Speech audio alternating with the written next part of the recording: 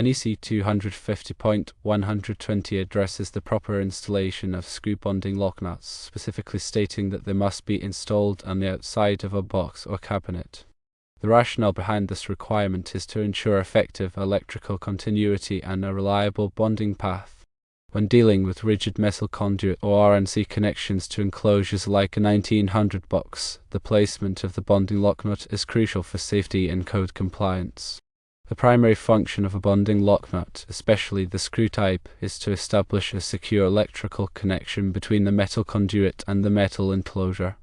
This connection is an essential part of the equipment grounding system, designed to provide a low impedance path for fault current to return to the source, facilitating the operation of overcurrent protective devices like circuit breakers or fuses. The importance of this bonding lies in its ability to minimize the potential for electrical shock hazards.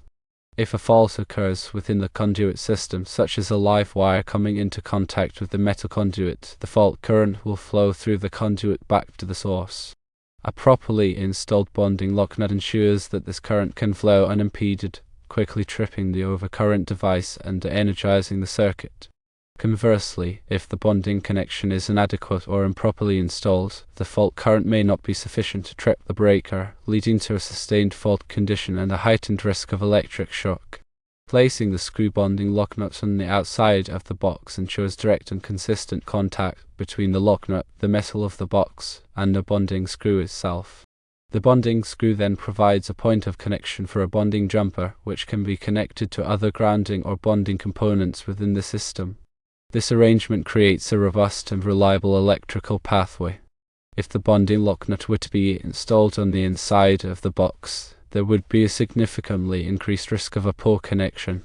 The box wall thickness, any coatings or paint on the box surface, and the presence of other hardware could all interfere with the lock nut's ability to make solid contact with the box.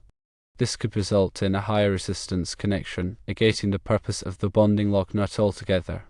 In this specific scenario of using two lock nuts with a 3/4 inch RNC connecting to a 1900 box, the correct procedure is to install one lock nut on the inside of the box to secure the conduit mechanically, and then install the screw bonding lock nut on the outside of the box to establish the electrical bond. Tightening the outer lock nut with the screw ensures a secure and effective connection to the box. It is important to verify that the surfaces are clean and free of any non-conductive coatings that could impede the connection. Furthermore, the bonding screw should be tightened appropriately to ensure a low resistance connection. In addition to NEC 250.120, other sections of the NEC are also relevant to proper bonding and grounding practices. For example, NEC 250.96 addresses the bonding of metal enclosures containing conductors. This section requires that metal enclosures be bonded to ensure electrical continuity and the capacity to safely conduct any fault current likely to be imposed on them. Similarly, NEC 250.102 provides requirements for sizing bonding jumpers, which are used to connect different parts of the grounding system together. The size of the bonding jumper must be sufficient to carry the available fault current without overheating or creating excessive voltage drop. When installing bonding lock nuts and other grounding and bonding components, it is also essential to follow the manufacturer's instructions. Different types of lock nuts and connectors may have specific installation requirements or torque specifications that must be adhered to in order to ensure a reliable connection. Failure to follow these instructions could result in a compromised bonding system and an increased risk of electrical hazards. It is crucial to recognize that proper bonding and grounding are fundamental aspects of electrical safety. A well-designed and properly installed grounding system protects people and equipment from electrical shock and fire hazards. Ignoring or neglecting these requirements can have serious consequences. The NEC provides a comprehensive set of rules and guidelines for ensuring electrical safety, and it is the responsibility of every electrician and electrical professional to understand and adhere to these requirements. Proper grounding ensures a low impedance path for fault current, allowing overcurrent protection devices to quickly and safely clear faults. This rapid clearing of faults minimizes the potential for equipment damage, fire hazards, and electrical shock. In addition to the direct safety benefits, proper grounding also helps to reduce electrical noise and interference, which can improve the performance and reliability of sensitive electronic equipment. This is particularly important in commercial and industrial settings where sophisticated electronic systems are commonly used. To further clarify, consider a scenario where a fault occurs in a piece of equipment connected to a 1900 box via RMC. If the bonding lock nut is properly installed on the outside of the box, the fault current will flow through the RMC, through the bonding lock nut, into the 1900 box, and then back to the source via the grounding system. This low impedance path allows the overcurrent protection device to quickly trip, interrupting the flow of current and preventing further damage. However, if the bonding lock nut is improperly installed or missing altogether, the fault current may have to find an alternate path back to the source. This path may be through other metal components, building structures, or even through a person who comes into contact with the energized equipment. These alternate paths are likely to have a much higher impedance than the intended grounding path, which means that the fault current will be limited and the overcurrent protection device may not trip. This can result in a sustained fault condition, creating a significant risk of electric shock and fire. Furthermore, even if the overcurrent protection device does eventually trip, the delay could be long enough to cause significant damage to the equipment and surrounding area. Therefore, it is essential to take the time to install bonding lock nuts and other grounding components correctly, following all applicable codes and standards.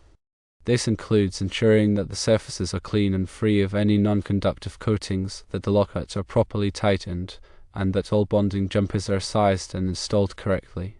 By paying attention to these details, electricians and electrical professionals can help to ensure the safety and reliability of electrical systems. When inspecting an electrical installation, it is important to check the bonding connections to ensure that they are properly installed and in good condition. This includes verifying that bonding lock nuts are installed on the outside of boxes and cabinets, that they are properly tightened, and that there are no signs of corrosion or damage. It is also important to check the size and condition of bonding jumpers and other grounding conductors to ensure that they are adequate for the available fault current. Any deficiencies should be corrected immediately to maintain the integrity of the grounding system. Moreover, ongoing maintenance and periodic inspections of electrical systems are crucial for identifying and addressing potential grounding and bonding issues before they become safety hazards. This includes regularly testing the impedance of the grounding system to ensure that it is within acceptable limits. High impedance in the grounding system can indicate loose connections, corrosion, or other problems that need to be addressed. In conclusion, the NEC clearly specifies that screw bonding lock nuts must be installed on the outside of boxes and cabinets to ensure proper electrical bonding and grounding. This requirement is essential for providing a low impedance path for fault current, protecting people and equipment from electrical shock and fire hazards.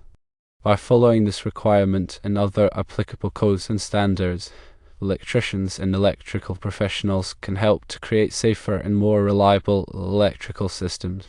The placement of the screw bonding lock nut is not arbitrary, but rather a carefully considered requirement designed to maximize the effectiveness of the grounding system.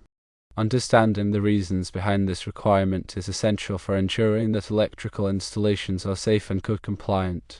Remember that the ultimate goal of grounding and bonding is to provide a safe and reliable electrical system that protects people and property from the hazards of electricity.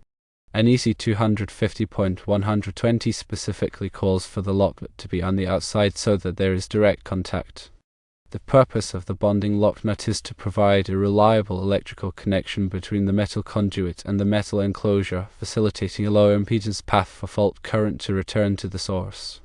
Installing the lock nut on the outside helps to ensure this connection is robust and effective. The NEC requirements are based on sound engineering principles and decades of experience in the electrical industry. These requirements are constantly being updated and revised to reflect the latest technologies and best practices. It is the responsibility of every electrician and electrical professional to stay up to date on these changes and to apply them in their work.